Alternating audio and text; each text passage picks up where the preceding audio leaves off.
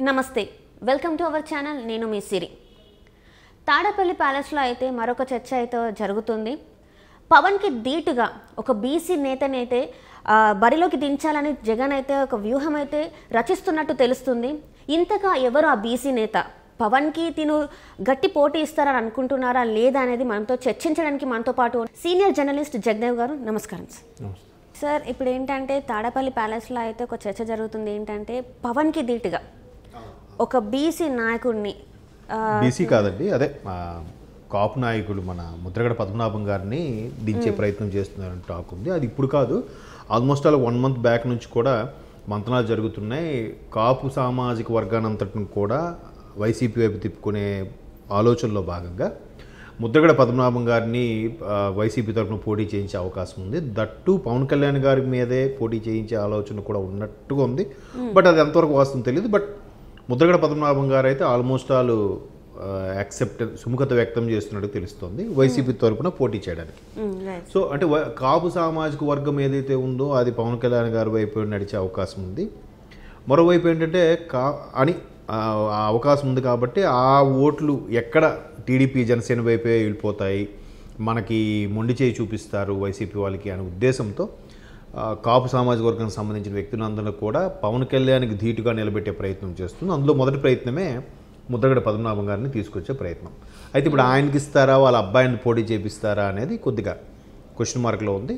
అంటే ఎంతో కొంత కాపు సామాజిక వర్గాన్ని ఓట్లు చీల్చే ప్రయత్నంలో భాగంగానే ఇది. అయితే ఇక్కడ టీడీపీ హయాం లాస్ట్లో గవర్నమెంట్ ఉన్నప్పుడు ఏదైతే పెద్ద పెద్ద కాపు సామాజిక వర్గం సంబంధించి ఇష్యూస్ జరిగాయి, తర్వాత ట్రైన్లు తగలబెట్టారు, చాలా కేసులు నడిచాయి. తుని దగ్గర ఎక్కడో అరకాపల్లి దగ్గర జరిగింది. సో అప్పటి నుంచి కూడా ఒక రకమైన వాదం తెరపైకి వచ్చింది. ఏంటంటే సమాజంలో దగ్గరగా ఒక 23%, 24% ఇంకా ఎక్కువే, అన్నీ కలుపుకుంటే ఇంకా ఎక్కువ వచ్చేవాళ్ళు ఉన్నారు. ఎంత బలంగా ఉండే సామాజిక వర్గం, అన్ని ప్రాంతాల్లో ఉండే సామాజిక వర్గం, ఈ సామాజిక వర్గం నుంచి కూడా సరైన లీడర్ ఎవరు లేరు. అండ్ మోరోవర్ ఇంతవరకు ఆ సామాజిక వర్గం సంబంధించి ముఖ్యమంత్రి ఎవరు అవ్వలేదు అనే నినాదాన్ని కూడా తెరపైకి తీసుకురావడం జరిగింది. అయితే ఇప్పుడు ఆ ముద్రగడ పద్మనాభం గారు లాంటి వ్యక్తుల్ని తెర మీద తీసుకురావడం వల్ల పవన్ కళ్యాణ్ గారు అదే సామాజిక వర్గం చెందిన వ్యక్తి అని అనుకుంటున్నారు. కాబట్టి అనుకోవడం అంటే అది వాస్తవమే. కాబట్టి ఆయనకి పోటీగా పెడితే ఎంతో కొంత ఓటు చీలుతుంది అనే ఆలోచన ఉన్నారు.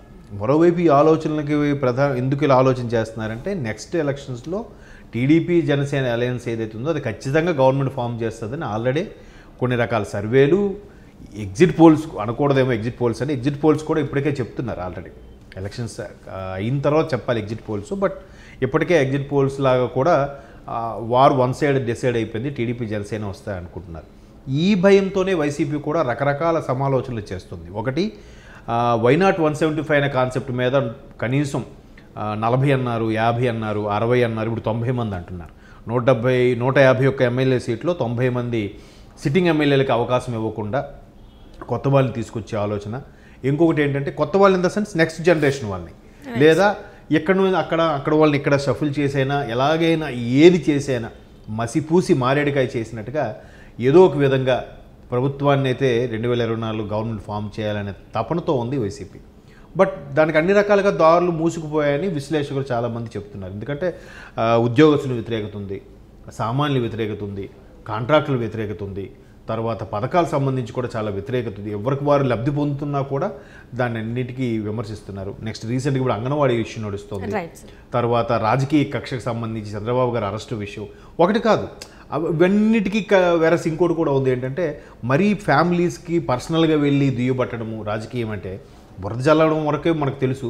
బట్ ఆ బురద జల్లడం కాస్త ఫ్యామిలీ వేల మీద కూడా బురద జల్లే ప్రయత్నం చేయడము, పర్సనల్ విషయాల మీద మాట్లాడడం గట్రా జరుగుతుంది. అంటే పెళ్ళిళ్ళు, వాళ్ళ ఫ్యామిలీలు, వాళ్ళ పిల్లలు, వాళ్ళ వైఫ్, హస్బెండ్, ఇలా రకరకాలుగా మాట్లాడుతున్నారు. ఇవన్నీ కూడా కొంతమంది ఒక వర్గం వరకు చాలామంది వెక్స్ అయిపోయారు. ఇట్లా పిచ్చి పిచ్చిగా మాట్లాడుకుంటున్నారు, ఇటువంటి ప్రభుత్వం ఎప్పుడు చూడలేదు అన్నట్టుగా. సో ఇప్పుడు ఏంటంటే వైసీపీ ప్రభుత్వం అన్ని సామాజిక వర్గాల నుంచి కూడా సరైన లీడర్ని, జిల్లాకు ఒకరిని తీసుకువచ్చి కొంతవరకు ఓట్లుంటే చీల్చుదామనే ప్రయత్నం అయితే చేస్తుంది. మరోవైపు టీడీపీ జనసేనలో కూడా విడగొట్టే ప్రయత్నం చేస్తున్నట్టు కూడా మనకు చాలామంది చెప్తున్నారు. అంటే ఆ రెండు కలిస్తే ఖచ్చితంగా వారు వన్ సైడ్ అయిపోతుంది, వాళ్ళు గెలుస్తారనే ఉద్దేశంతో రెండు పార్టీలు కూడా కలవనీయకుండా విడిపోయేలాగే ప్రయత్నం చేస్తున్నారు. మొదటి నుంచి చేస్తూ వస్తున్నారు. దత్తపుత్రుడు అని, ప్యాకేజీ స్టార్ అని, చంద్రబాబు గారు ఇచ్చిన స్క్రిప్ట్ ఏం చదువుతారని రకరకాలుగా మొన్న వచ్చిన వ్యూహం సినిమా ట్రైలర్లో కూడా మనం అదే చూసాం. అంటే అలా చేసినా కూడా ఎక్కడ తగ్గలేదు. పవన్ కళ్యాణ్ గారు అదే సామాజిక వర్గం చెందిన వ్యక్తి అని అనుకుంటున్నారు కాబట్టి, అనుకోవడం అంటే అది వాస్తవమే కాబట్టి ఆయనకి పోటీగా పెడితే ఎంతో కొంత ఓటు చీలుతుంది అనే ఆలోచనలు ఉన్నారు. మరోవైపు ఈ ఆలోచనలకి ఎందుకు ఇలా ఆలోచన చేస్తున్నారంటే నెక్స్ట్ ఎలక్షన్స్లో టీడీపీ జనసేన అలయన్స్ ఏదైతే ఉందో అది ఖచ్చితంగా గవర్నమెంట్ ఫామ్ చేస్తుందని ఆల్రెడీ కొన్ని రకాల సర్వేలు, ఎగ్జిట్ పోల్స్ అనకూడదేమో, ఎగ్జిట్ పోల్స్ కూడా ఇప్పటికే చెప్తున్నారు. ఆల్రెడీ ఎలక్షన్స్ అయిన తర్వాత చెప్పాలి ఎగ్జిట్ పోల్స్, బట్ ఇప్పటికే ఎగ్జిట్ పోల్స్ లాగా కూడా వారు వన్ సైడ్ డిసైడ్ అయిపోయింది, టీడీపీ జనసేన వస్తాయనుకుంటున్నారు. ఈ భయంతోనే వైసీపీ కూడా రకరకాల సమాలోచనలు చేస్తుంది. ఒకటి వైనాట్ 175 అనే కాన్సెప్ట్ మీద కనీసం 40 అన్నారు, 50 అన్నారు, 60 అన్నారు, ఇప్పుడు 90 మంది అంటున్నారు. 151 ఎమ్మెల్యే సీట్లో 90 మంది సిట్టింగ్ ఎమ్మెల్యేలకు అవకాశం ఇవ్వకుండా కొత్త వాళ్ళని తీసుకొచ్చే ఆలోచన.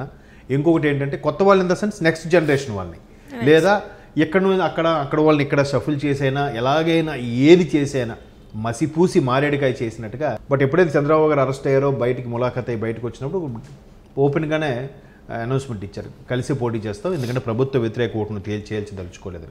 సో ఇంకా ఆ వ్యతిరేక ఓటు చేల్చడం కోసం ప్రయత్నంలో భాగంగానే ఈ కాపు సామాజిక వర్గం నుంచి ఈయన ముద్రగడ పద్మనాభం గారిని కానీ లేకపోతే వాళ్ళ అబ్బాయిని కానీ నిలబెట్టే ప్రయత్నం చేయడం, ఎలాగో ఎంతో కొంత పర్సంటేజ్ మారుతుంది కదా. ఇంకో వాదం కూడా తెరబేకి తీసుకొస్తున్నారు. ఏంటంటే ఇప్పుడు పవన్ కళ్యాణ్తో జత కట్టారు కదా, ఒక కాపు సామాజిక వర్గానికి చెందిన వ్యక్తిని ముఖ్యమంత్రిగా ప్రకటిస్తారా, మీరు ప్రకటించండి అన్నట్టుగా రెచ్చగొట్టే ప్రయత్నం చేస్తున్నారు. మరి అలాంటి వీళ్ళు ప్రకటించవచ్చు కదా. ఇప్పుడు ముద్రగడ గారితో కలిసి టైప్ అవుతున్నారు, లేకపోతే మరొక రేపు పొద్దున ఇంకో బీసీ నాయకుడితో లేకపోతే ఇంకో కాపు సామాజిక వర్గం నాయకుడితో టైప్ అయినప్పుడు సామాజిక వర్గం నేతనే ముఖ్యమంత్రిగా ప్రకటించవచ్చు కదా. వీళ్ళెందుకు ప్రకటించరు? వీళ్ళు ప్రకటించకపోతే తప్పులేదు, ఎదుటి వాళ్ళు ప్రకటించట్లేదని చెప్పి వాళ్ళ మీద అంటే ఊరికే వ్యతిరేక భావజాలం కలగడం కోసమే చేసే ప్రయత్నంలో భాగంగానే ఇప్పుడు ముద్రగడ పద్మనాభం గారితో మొదటి ప్రయత్నం చేస్తున్నారు. మిగతా సామాజిక వర్గాలను కూడా మెల్లగా దువ్వుతూ మెల్లగా వాళ్ళని వైపు తీసుకొచ్చే ఏమాత్రం ఆ ప్రభుత్వ వ్యతిరేకత ఒకటి చీల్చిపోకుండా ఉండడం, చీల్చేలాగే ఏదైతే ఉందో, చీలిపోతే ఎవరికి వాళ్ళు విడిపోయినప్పుడు ఏమవుతుందంటే అప్పుడు మళ్ళీ గెలుపు ఈజీ అవుతుందని ఉద్దేశం ఉంది. బట్ ఆల్రెడీ ఎన్ని ప్రయత్నాలు చేసినా ప్రజలందరూ వెక్స్ అయిపోయి ఉన్నారు కాబట్టి ఉద్యోగస్తులు, ప్రజలు, కాంట్రాక్టర్లు, సొంత పార్టీ వాళ్ళు కూడా వాళ్ళకు బతుకు తీరే ఎలా అవుతుందనే పరిస్థితిలో ఉంది కాబట్టి వాళ్ళు కూడా వెక్స్ అయిపోయారు. అది వాళ్ళకి అర్థం అవ్వట్లేదు. బట్ వాళ్ళ ప్రయత్నాలు వాళ్ళు అయితే చేస్తున్నారు. ముద్రగడ పద్మనాభం లాంటి వ్యక్తులు వచ్చినా పవన్ కళ్యాణ్ గారికి ఈసారి ఆయన మీద గ్రాఫ్ నమ్మకం పెరిగింది, ఆయన గ్రాఫ్ కూడా పెరిగిందనే నా అభిప్రాయం. Right sir, right. Thank you so much sir. Thank you.